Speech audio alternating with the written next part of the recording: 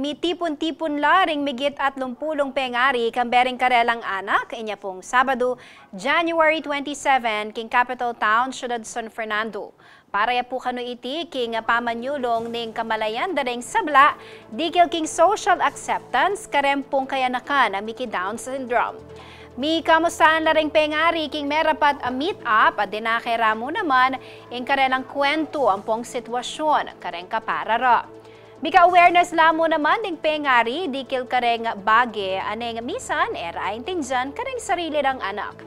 Atin mo namang pengari tinagon king aktibidad bistaman mayango ni ebye ing kayang anak Mickey Down syndrome inyang milabas a banwa.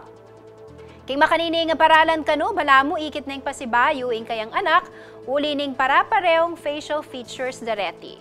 Samantala, bulidang payabot ng grupo dareng pengari amig organisa king mesabing pamikatagon kareng aliwapang pamilya ero sa salikod bagkos ilwaldo ring anak da bang aramdaman daing sense of belonging king lipunan. Plano damo naman kanong gawang miyaliwang aktibidad kalupan na ning Happy Walk.